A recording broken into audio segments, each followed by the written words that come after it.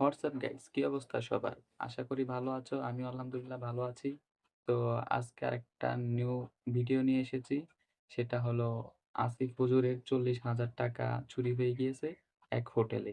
তাহলে চলো দেখি টাকা পাইছে কিনা। আজকে একটা মজার ঘটনা ঘটেছে। আজকে আমার দুপুর বেলায় প্রায় ৪০,০০০ টাকার মতো হারিয়ে গিয়েছিল। সুবহানাল্লাহ কে বললো রে? কত হাজার? প্রায় প্রায় ৪০-এর কাছাকাছি, বাট পরিপূর্ণ ৪০ নয়। আমি আপনাকে বলছি, জেলার নাম বলবো না, বদনাম হবে। হোটেলে ছিলাম। ভাই আমরা তো প্রোগ্রাম করি রাত ২টা ৩টা ১টার সময় মানুষের প্রোগ্রাম শেষ হয়, ঘুমালে মাথায় সেন্স থাকে না। তো আজকে হোটেলে উঠেছি, সারা রাত জার্নি করে গিয়ে সকাল ৯টায়। বলেন সবাই কয়টায়? সকাল ৯টায়। সকাল হয়ে গেছে। তো আমি আবার পায়জামার পকেটে টাকা রেখেছিলাম প্রায় ৩৫ থেকে ৪০ কাছাকাছি, এরকম কিছু একটা অ্যামাউন্টের টাকা। তো ঘুমানোর আগে টাকাটা পকেট থেকে বের করে বালিশের নিচে রেখেছি, বালিশের নিচে। তো ঘুম থেকে উঠেছি, জোহরের নামাজ পড়েছি, বের হয়ে গিয়েছি বাহিরে দুপুরের লাঞ্চ করার জন্য। কিন্তু টাকা যে বালিশের নিচে ছিল আমি ভুলেই গেছি। হোটেলে খেতে গেছি, বিল দেওয়ার জন্য বলেছে, বিল হয়েছে ৬০০ থেকে ৭০০ টাকা। পকেটে হাত দিয়েছি, দেখছি টাকা নাই। মাথা তো আমার ঘুরে গেছে, কিরে টাকা আমি রাখলাম কোথায়? হঠাৎ করে মাথায় আসছে, আরে টাকা তো আমি হোটেলের বালিশের নিচে রেখে এসেছি। সঙ্গে সঙ্গে কোনো কথা ছাড়াই গাড়ি ঘুরিয়ে হোটেলে আসলাম। এসে খুব বিনয়ের সাথে ম্যানেজার সাহেব বললাম, স্যার আমি আবরারুল হক আসিফ হুজুর, আপনি আমাকে চেনেন।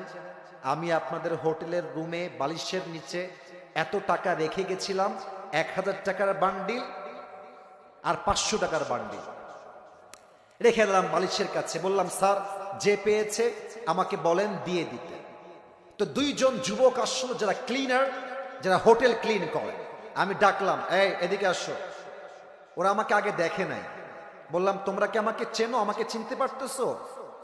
তো যে আমার বেড গুছিয়েছে, যে আমার বালিশ হটিয়েছে, সে বলছে, হ্যাঁ আমি আপনাকে চিনি, আপনি আসিফ হুজুর, আপনার ওয়াজ আমি শুনেছি। তো ওকে বললাম, বাবু যেহেতু তুমি আসিফ হুজুরকে চেনো, দেখো বাবা আমি তোমার সঙ্গে ঝামেলা চাই না।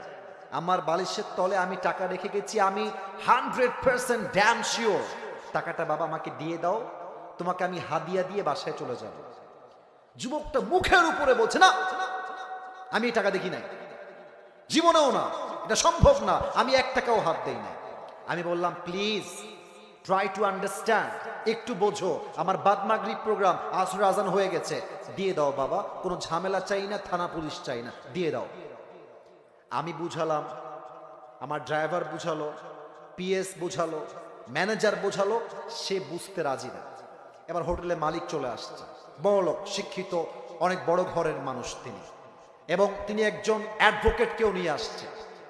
সিসিটিভি ক্যামেরা ওপেন করা হলো, কে গেছে হুজুরের রুমে আর কে বের হয়েছে। তা আমি চোর ধরতে গিয়ে নিজেই চোর হয়ে গেছি। তারা আমাকে বলতেছে, আপনি যে টাকা রাখছেন তার প্রমাণ কোথায়? আমাকে বলতেছে, বিনয়ের সাথেই বলছে যে, স্যার আপনি যে টাকা রেখেছেন এখানে ৪০,০০০ টাকা, তার প্রমাণ কি আপনি আমাকে বলেন।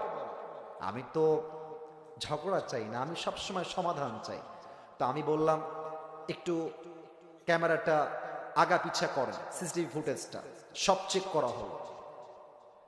হোটেলের মালিক বললেন, হুজুর টাকাটা হয়তো বা আপনার স্টাফরা নিয়েছে, কারণ তারাও আপনার রুমে প্রবেশ করেছিল। আমি বললাম, দেখেন আমার স্টাফরা, they have been working with me just for 4 years, প্রায় ৪ বছর যাবত আমার সঙ্গে তারা আছে, আমার ১ পয়সা তারা হাত দেয়নি আজ অব্দি, ওরা নিতে পারে না, প্লিজ একটু সমাধানে আসেন। না, উনি মানতে রাজি না, উনি বললেন এটা হতে পারে না, আমরা সরি। লাস্টে যখন ফিরে আসবো, টাকার আশাই বাদ দিয়ে দিয়েছি। অ্যাডভোকেট তাকে আবার বলছে, এই ছেলে টাকা নিয়েছো, থাকলে দিয়ে দাও, কোনো মারামারি হবে না, দিয়ে দাও, আসিফ তোমাকে ছেড়ে বাসায় যাবে। ও বলছে, না আমি টাকা নেই নাই। আমিও টাকার আশা বাদ দিলাম, যে থাক ওইটা বাদ, ওটা পাওয়া যাবে না। জাস্ট আসার সময় তাকে বললাম যে, স্যার দেখেন আমি আসিফ হুজুর, আমি কোনো গন্ডগোল চাই না, আপনার হোটেলের বদনাম চাই না, তবে একটা আবদার রাখলাম, এই যুবকটা যে রুমে থাকে চেক হিজ রুম, ও রুমটা চেক করো। বলছে ঠিক আছে হুজুর, আপনার লাস্ট আবদার আমরা রাখবো। হোটেল ম্যানেজার, হোটেল মালিক, অ্যাডভোকেট এবং আমার 3 জন স্টাফ ও রুমে গেল। রুমে গিয়ে দেখবেন টয়লেটের উপরে একটা ছোট্ট করে জায়গা থাকে এই ঢোপ টোপ রাখার জন্য, অনেক জিনিস রাখার জন্য। একজন গিয়ে সোজা ওখানে আঘাত করছে। যখনই খুলেছে দেখছে আমার সব টাকা ওখানে রাখা আছে। আর যখনই টাকা দেখতে পাইছে মালিক হোটেলের, ওরে ইচ্ছা মতো মারা শুরু করছে। সেই মা আমি গিয়ে পরে ঠেকায় ঠুকায় নিয়ে আসলাম। আর ওই যুবকটা পা ধরে এত কান্নাকাটি, আমি বললাম যুবক তুমি কি করলা এটা? তুমি আমাকে বলতা যে হুজুর আমি টাকাটা পেয়েছি, নেন আপনি, আপনার যা মন চা আমাকে খুশি হয়ে দিবেন, তাতেই আমি খুশি। আমি তোমাকে দিতাম অনেক টাকা খুশি হয়ে, তুমি কি করলা? এখন তুমি টাকাটাও পাইলা না, তোমার চাকরিও হারায় গেল। শিক্ষা কি পেলেন? শিক্ষা একটা, যদি আপনি জ্ঞানী মানুষ হয়ে থাকেন, আপনি মাথায় রাখবেন যে আমার এই টাকাটা দামি নয়, আমার বিশ্বাসটা দামি। যদি আমি বিশ্বাস রাখতে পারি, পুরস্কারও থাকবে, চাকরিও থাকবে, জীবনটাও সুন্দর হবে। মূর্খতা করবেন, চাকরিও থাকবে না, জীবনটাও অসুন্দর হয়ে যাবে। ঠিক কিনা বলে? এটার জন্য আর একটা কথা আমার বোনদের জন্য বলতে চাই, জ্ঞানী বউ যারা হয়, জ্ঞানী বউ তারা বোঝে যে স্বামীর বাড়িতে বেঈমানি করে টিকে থাকা যাবে না। অনেক প্রবাসীর বউ আছে, এটা আমার এলাকার ঘটনা বলছি, স্বামী বিদেশ থেকে টাকা পাঠায় প্রত্যেক মাসে লাখ লাখ টাকা, সেই টাকা 10 মাস জমিয়ে 10 লাখ টাকা নিয়ে বাড়ি থেকে উধাও হয়ে গেছে। তো যেই মেয়েরা স্বামীর বাসায় থেকে স্বামীর সঙ্গে বেঈমানি করেন, মাথায় রাখবেন বেঈমান কখনো কোথাও সুখী হতে পারে না। তাহলে গাইস আজকে এই পর্যন্তই। তাহলে আসিফ হুজুরের টাকা পাইছে আলহামদুলিল্লাহ। তো দেখা হবে আবার অন্য কোনো ভিডিওতে। আপনারা কি কি ভিডিও চান কমেন্টে জানাবেন। আর লাইক, কমেন্ট, সাবস্ক্রাইব করে পাশে থাকবেন।